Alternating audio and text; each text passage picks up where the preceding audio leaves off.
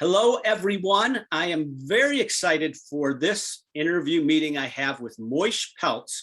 We're going to be talking about NFTs. There's a lot of interest, hype, misunderstandings, excitement, potential. Moish is an attorney with Falcon, Rappaport, and Berkman, and I would say an NFT consultant and thought leader. Also, my understanding is you started the first law firm in the metaverse or things, but anyway, Moish, can you just share a little bit what you do?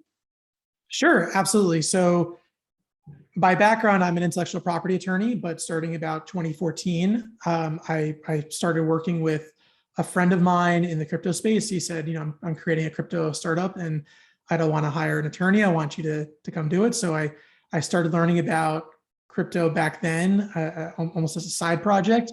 And then that business ended up failing, but I've learned a lot of crypto lessons along the way.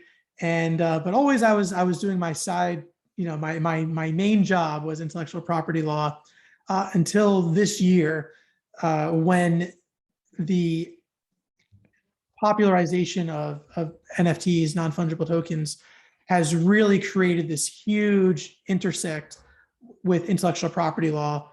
And I feel like my understanding of the crypto space from a legal perspective and understanding of the intellectual property aspects of that from a legal perspective give me really like a leg up now on what is a new way of selling content, essentially.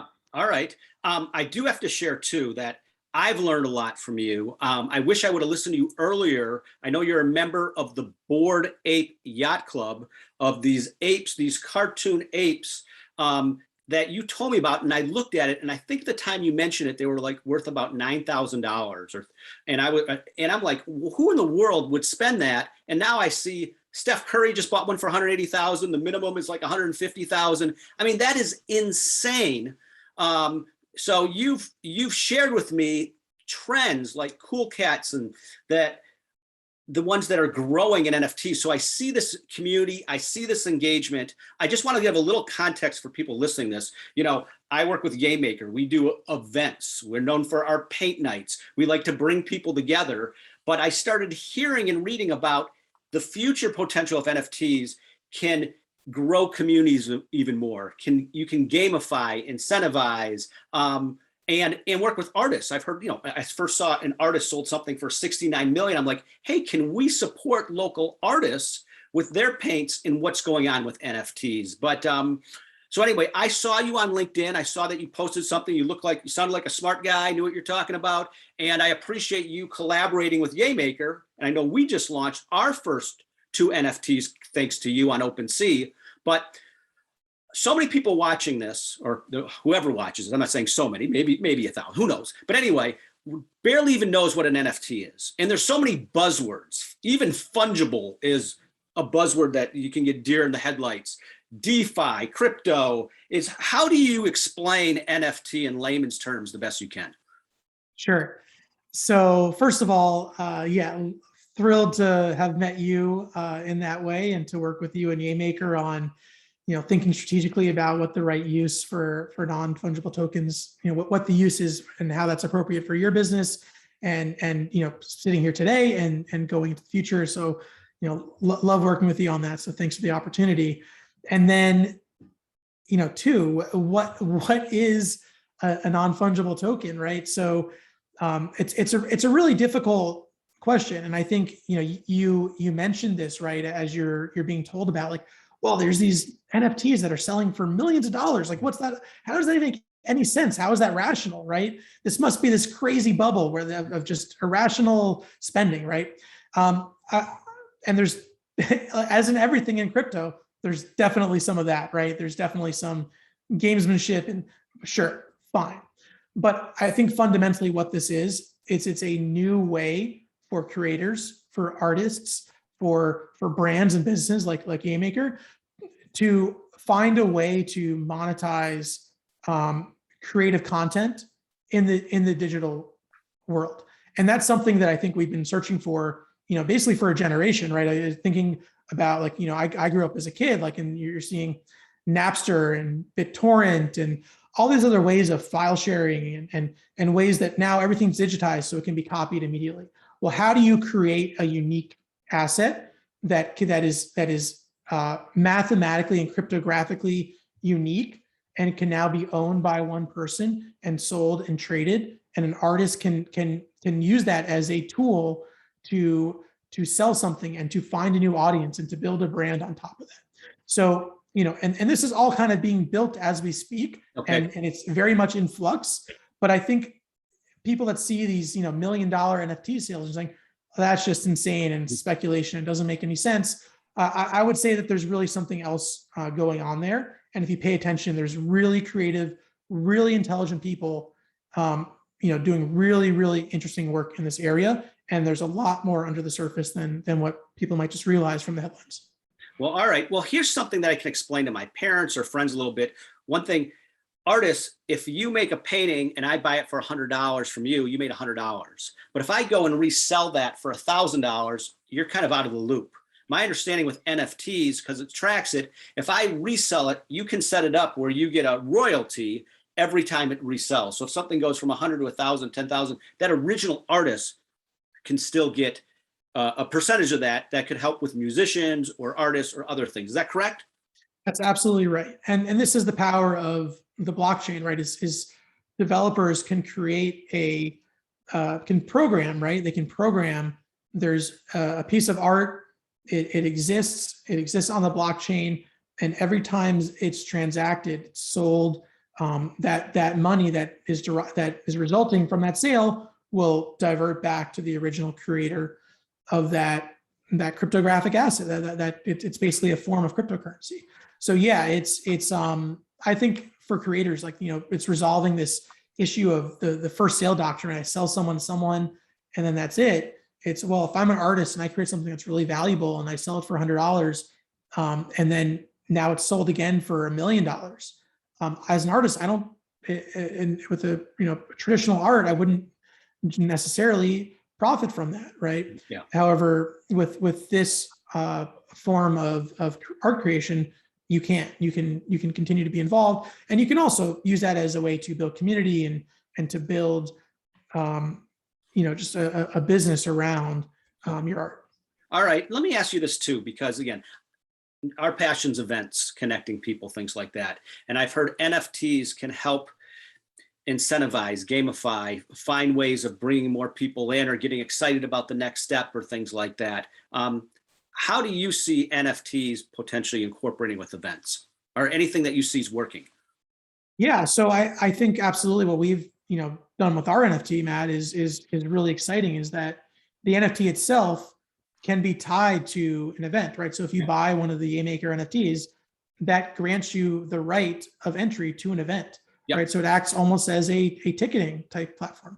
So I think for events, there's a lot of really interesting creative ways that NFTs can be used to provide access to. Another popular form is if you do a live event, right? Everyone that attends that live event or that virtual event or that in-person event can actually receive a proof of attendance token. And what that's going to do is it's going to act as a provable thing that says, hey, I was at this event, and here, you go to a concert, right, in the real life, and you get your ticket and you put it in a shoebox and you keep it forever, right? It's that same thing. Is I was at an event and here's my souvenir from being at that event, and that can be an NFT, and that can be displayed and showed publicly. All right, that makes sense. And just to let anyone that's watching know, I mean, one of our, one vision potentially is working with all different artists and having different NFTs. And recently there's all these collectible animals. So you see like this emu behind me or things like, there could be ways of doing that. I know right now we just launched 2 different NFT concepts. One was a butterfly, one of our most popular paintings called Butterfly Blue, that we animated. If someone buys it, they get a consultation with you, as well as a 1-year VIP membership. So, and that one's more pricey. We did that for half Ethereum. And the other we did more inexpensively, for equivalent to about $100, is 100 different coins, Yaymaker coins, that also has this tree of life, a popular painting on it that's animated, 3D, digitalized, and rotated. So that's on OpenSea right now that we just launched. So it will be interesting to see the interest with that, because I have a feeling our audience, Yaymaker has almost 2 million active subscribers. Probably very few have bought NFTs, but I'll be curious to see if NFT aficionados will find interesting with that. But Absolutely. Yeah. Yeah, and I think it's really exciting. I think it's a really amazing opportunity for one of your 2 million followers to take the leap of faith and to use the Yaymaker NFT as their first introduction to NFTs, as or perhaps they've already dabbled, and this would be another way for them to just get more engaged with your brand and to see how that NFT can provide access to something like a live event. Well, all right. Well, listen, this is all very new for us, for almost everybody. And as I said, we just dipped our toe in the water right now, but excited with the possibilities and want to see. I read Taco Bell as a brand that has gifts that been selling, that engaging their audience and sold for thousands of dollars or things like that. So I do think more and more brands will get involved with this. Any other I guess I got two things for somebody that's interested in taking a first step into an NFT. Any advice? Yeah, it's a good question because it's quite complicated to go from the perspective of never having owned or sold cryptocurrency to owning an NFT, because there's quite a few steps from the beginning to NFT ownership. And so, someone in that position may want to take it step by step and first, find a way to buy some cryptocurrency itself. But then, one of the really exciting things from my perspective about NFTs is it almost forces people that if they want to buy an NFT, they have to have their own cryptocurrency wallet that is self-hosted, a self-custody wallet. So instead of being on, for example, Coinbase, you would need to create a wallet off of Coinbase and then send the cryptocurrency there and then use that to buy the NFT. So if someone's just hearing this and has no frame of reference, I understand because I'm saying it. I mean, I understand how impossible it must sound to do that. But I will say that people that do take the time and effort to learn how to do it, it can be very rewarding, both intellectually and stimulating. There's really interesting art and events and businesses that are doing this. There's also ways to buy NFTs with credit cards. Like crypto.com, right? That's a platform that you could buy with credit cards, right? Exactly. So I could see that where it's much more user. If you can minimize the friction to buy an NFT, the better. I know BitClout's a platform where it makes it easy to buy NFTs and very little fees or things like that. So anyway, that's interesting too. So obviously you believe there's a real future with NFTs. This is more than just hype. This is more than just a bubble. You think there's a lot of substance with this, correct? I don't think there is a future. I think this is the future. Okay. I think the future of content ownership, of content distribution, of artistic monetization, this is just more efficient. This is how you monetize digital content. So we're still in the very, very early innings of this. It might be quite volatile in the meantime, but I believe the technology is just so powerful and so game-changing that every brand, if they're not already thinking about it, will be thinking about it. Yeah. Well, you know what, as I said, again, congratulations for you being a member of the Bored Ape Yacht Club early. That is just wild. After listening to you, I got into the Lazy Lions. There's the creature world. And I've been on, I love Clubhouse, but now Twitter has Twitter Spaces and I see rooms and what I find fascinating is engagement, people feeling part of a community. And I hear these lazy lions roar and the people, and they're so passionate about their community that that's where I see additional potential. Like they want to be part of it. It's not even about the money. It's just being part of something. And it seems like the developers or how they've gamified it or engaged it has been really fascinating. And it seems like the ones like Bored Ape, to my understanding, is they're connected. They feel close to each other. They're talking offline as well.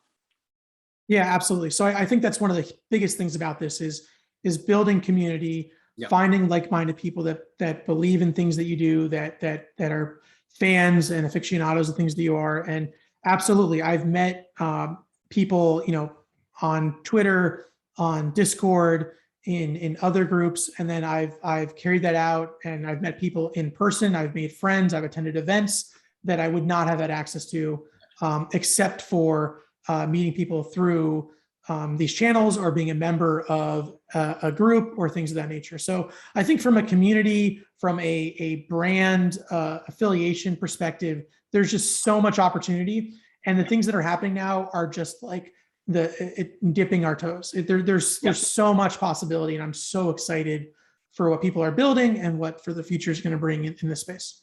Well, I'm seeing that too. I think I told you, a lazy lion and a goat. I responded on Twitter to a guy named Carlos Gil, and Ja Rule liked my response, so I got all excited. So obviously, I'm seeing more celebrities get involved.